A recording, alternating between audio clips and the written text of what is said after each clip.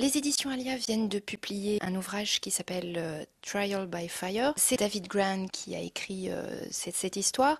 Il s'agit d'un reportage à l'origine sur ce qui est arrivé à Todd Willingham, un Américain qui a été condamné à mort en 2004. C'est un jeune homme d'à peine 23 ans, marié avec une jeune fille de son âge, qui ont trois enfants, trois filles en bas âge, dont deux bébés.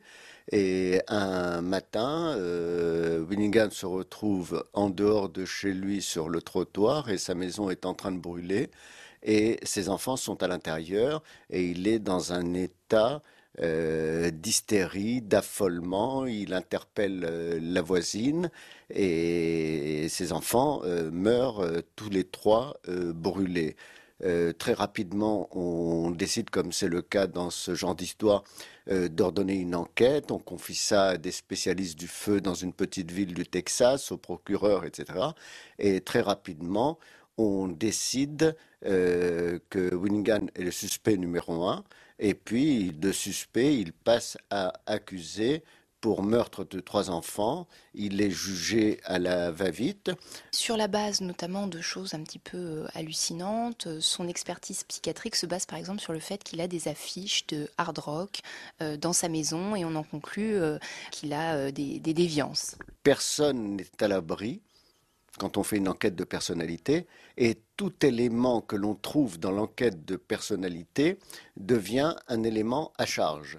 Todd Willingham avait un tatouage comme beaucoup de gens aujourd'hui, et on avait une signification très particulière, une signification macabre, apocalyptique, et que c'était tout à fait normal qu'un individu qui a un tatouage comme ça soit un criminel. De surcroît, il tue des enfants, et pire encore, ses propres enfants. La terrible machine judiciaire se met en marche. Les expertises des spécialistes de l'incendie qui sont présentées comme tout à fait sérieuses, elles sont fondées sur des croyances qui n'ont rien de scientifique et qui ont condamné cet homme. Non seulement elles n'ont rien de scientifique, elles relèvent de présupposés idéologiques, de convictions personnelles. On s'aperçoit que l'expert pour les questions du feu est quelqu'un qui avait à peine son bac et qui avait eu une petite formation sur le tas et qui a passé un examen pour être assermenté auprès des tribunaux. Le seul élément à charge qu'il y a eu dans cette affaire, c'est un prisonnier à la limite du débilisme, toxicomane au demeurant, que Todd Willingham rencontre en prison, et ce prisonnier déclare au juge que Todd Willingham a craqué, s'est confié à lui pour lui dire j'en peux plus, il faut que je dise la vérité, en fait j'ai tué mes enfants. Et les juges ne se rendent pas compte quand des gens emprisonnés dénoncent quelqu'un d'autre, c'est pour bénéficier d'une réduction des peines. Et d'après les statistiques de la justice américaine, 50% des dénonciations faites par des prisonniers qui veulent obtenir des réductions de peine sont des choses totalement inventées. On a vraiment l'impression que tout se ligue pour finalement faire mourir cet homme. Voilà que notre homme est en prison, dans le couloir de la mort.